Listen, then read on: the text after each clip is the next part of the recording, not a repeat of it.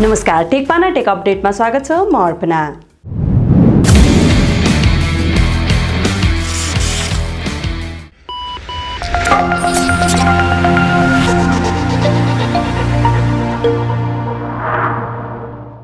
Update सुरु गरौं digital नेपालमा लगानी सम्बन्धी समाचारबाट। डिजिटल नेपालका लागि 22 अर्ब लगानी हुने भएको छ। डिजिटल अर्थतन्त्र निर्माण तथा ब्रोडब्यान्डको समावेशी पहुँचको लक्ष्यसहित सरकारले ल्याएको डिजिटल नेपाल फ्रेमवर्क कार्यान्वयनका लागि करिब 22 अर्ब रुपैयाँ लगानी गरिने भएको हो। सञ्चार तथा सूचना प्रविधि मन्त्रालयले विश्व बैंकको सहयोगमा डिजिटल नेपाल एक्सिलरेसन परियोजना अघि बढाउन लागेको हो। परियोजना कार्यान्वयनका लागि विभिन्न क्षेत्रगत विषयको मस्यौदा तयार गरेर मन्त्रालयले त्यसमा सुझावका लागि सार्वजनिक अपील पनि गरेको छ। नियामक नेपाल दूरसञ्चार प्राधिकरण सूचना प्रविधि विभाग लगायतलाई प्रमुख कार्यान्वयन निकायका रूपमा राखिएको यो परियोजनामा विश्व बैंक समूह मार्फत करिब 17 अर्ब रुपैयाँ अर्थात् 14 करोड अमेरिकी डलर लगानी हुनेछ। बाँकी करिब 5 अर्ब रुपैयाँ अर्थात् 4 करोड डलर व्यावसायिक ऋण मार्फत जुटाइनेछ। डिजिटल पूर्वाधार तथा क्षमता पनि कमी भएको सन्दर्भमा त्यसलाई पूरा गर्न यो परियोजना सञ्चालन गर्न लागि सञ्चार तथा सूचना प्रविधि मन्त्रालयका सचिव डाक्टर बैकुण्ठ अर्यालले जानकारी दिएका छन्। अन्तर्राष्ट्रिय ब्यान्डविड्थका लागि डलर सिफारिस रोकिएपछि देशव्यापी रूपमा बन्द हुने भनिएको इन्टरनेट सेवाको सङ्कट तत्कालका लागि टरेको छ।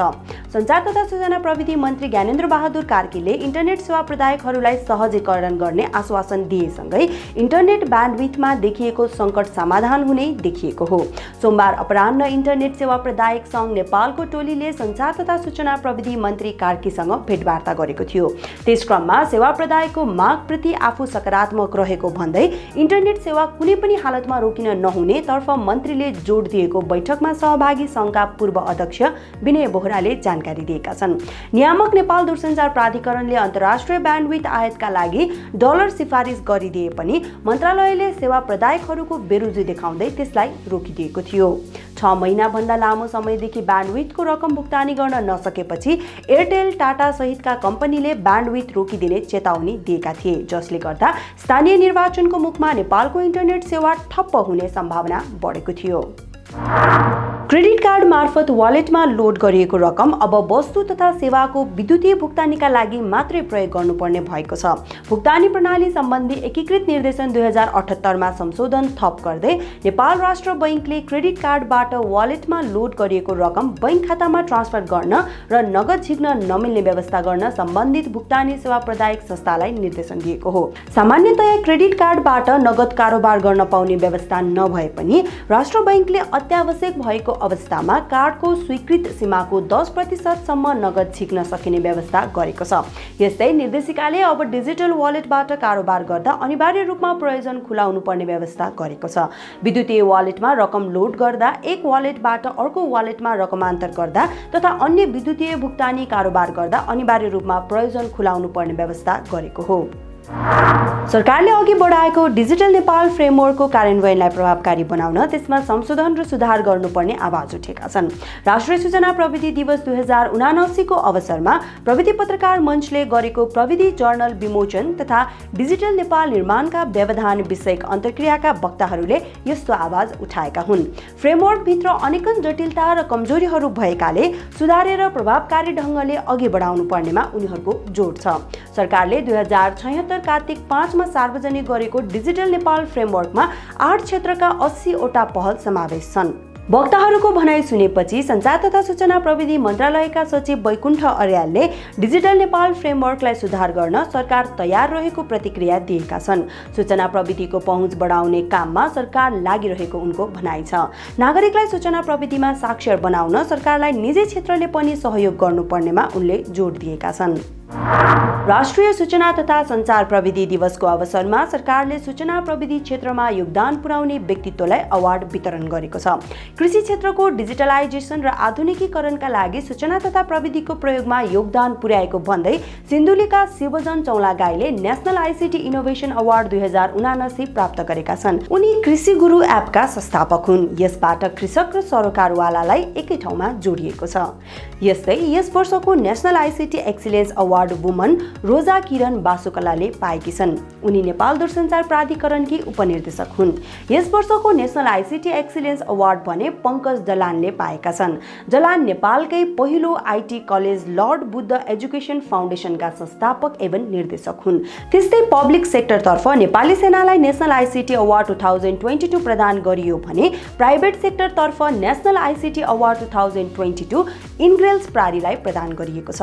राष्ट्रिय सूचना तथा सञ्चार प्रविधि दिवस 2079 को अवसरमा राजधानीमा आयोजित एक कार्यक्रममा सञ्चार तथा सूचना प्रविधि मन्त्री ज्ञानेन्द्र बहादुर कार्कीले 1 लाख नगद राशि र प्रमाणपत्र सहित अवार्ड विजेतालाई सम्मान गरेका हुन्।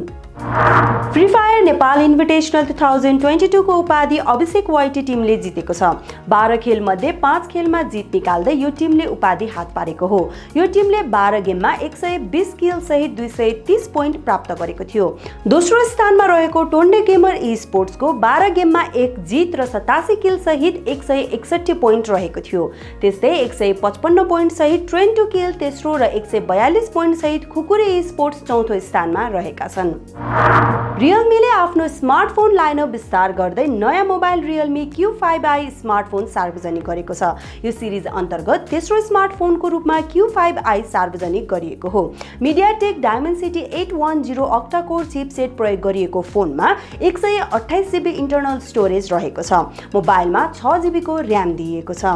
फोनमा 13 मेगापिक्सेलको प्राइमरी क्यामेरा सेन्सर सँगै 2 मेगापिक्सेलको डेप्थ सेन्सर पनि दिएको छ। सेल्फी र भिडियो कलका लागि फोनको अगाडि भागमा 8 मेगापिक्सेलको सेल्फी क्यामेरा सेन्सर राखिएको छ। यो फोनको मूल्य चीनमा 1179 युआन अर्थात् करिब 22,000 रुपैयाँ रहेको छ।